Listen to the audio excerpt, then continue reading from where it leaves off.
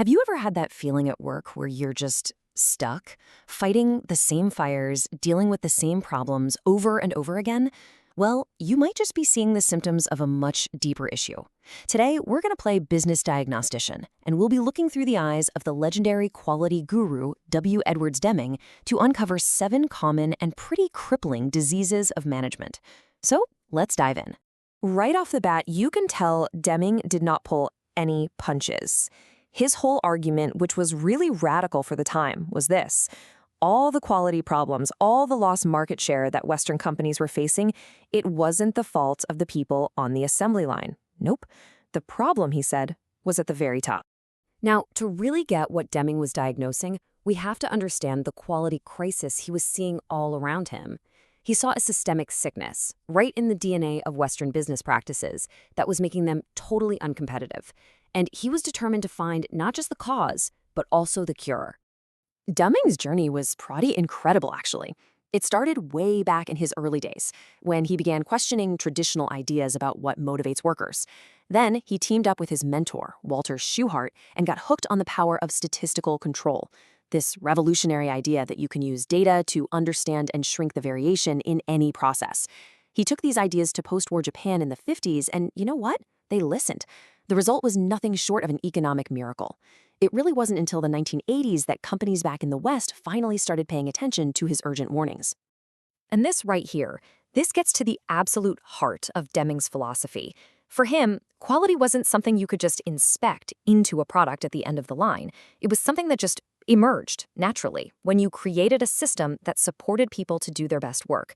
So a manager's job wasn't to point fingers and place blame, it was to build that system. So, if Western management was sick, what were the symptoms? Deming came up with this really powerful metaphor to describe them, the 7 deadly diseases. These weren't some abstract theories. They were common, everyday management practices that he believed were slowly but surely killing companies from the inside out. Okay, let's take a look at the full list. As we go through them, I have a feeling some of these might sound, well, disturbingly familiar.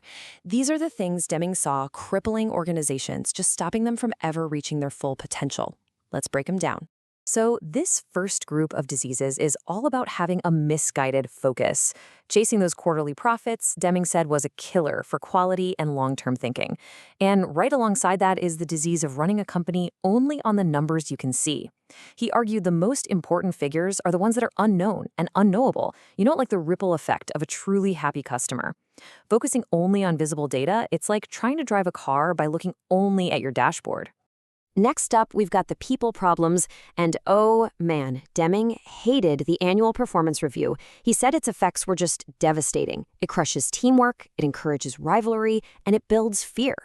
Then you've got what he called mobility of management, which is really just a nice way of saying job hopping. When leaders are constantly jumping from one company to the next for a quick promotion, they never stick around long enough to actually understand the system, let alone see through the long-term changes needed for real improvement.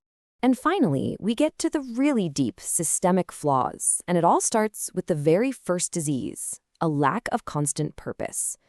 When a company doesn't have a clear long-term mission that's all about quality, the whole system just becomes unstable. And that instability, it creates stress on employees, leading to higher medical costs. It creates bad products, leading to higher warranty costs. These aren't just numbers on a balance sheet.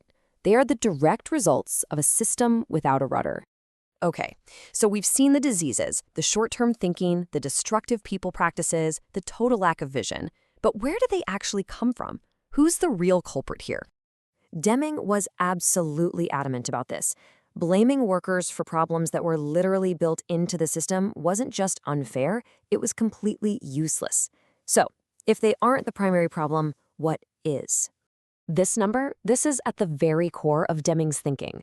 He figured that roughly 85% of all quality problems, all the defects, all the mistakes, all the delays, are caused not by the individual worker, but by the system itself, the processes, the policies, the tools they have to work with. So, who designs that system? Who runs that system?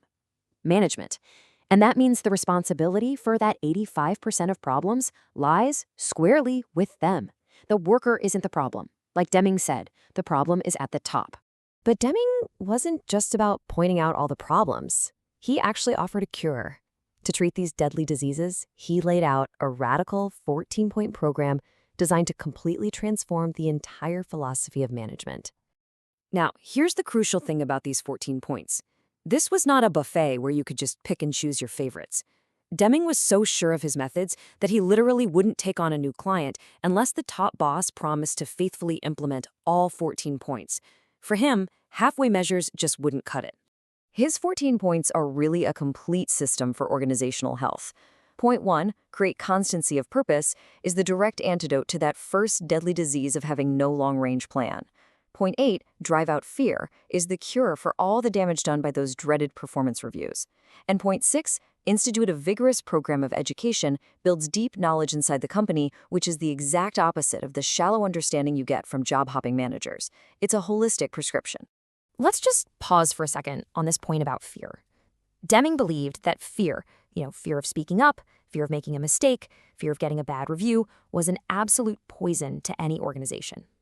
He said the economic losses from it were appalling because fear just stifles innovation and stops people from ever doing their best work. So you might be thinking, okay, this is all fascinating history, but Deming was talking about factories in the 1980s. What does this have to do with my job today? And the answer is, well, pretty much everything. Ever heard the term total quality management, or TQM? This whole movement is a direct descendant of Deming's work. Just look at the definition: a set of systemic activities that leads to high quality and customer satisfaction. That sounds pretty familiar, doesn't it? Deming's focus on systems, on statistics, on management's role, it laid the groundwork for the quality movements we kind of take for granted today. Things like Six Sigma, with its obsessive focus on reducing variation and defects. That's pure Deming. His diagnosis and his cure are still profoundly relevant in pretty much every industry. So I'll leave you with this final thought.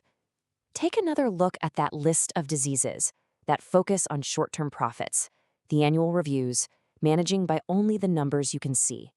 Do you recognize any of those symptoms where you work? Deming's work really challenges all of us to look past the surface-level problems and ask if maybe, just maybe, the root cause lies in the very systems we've been taught to manage.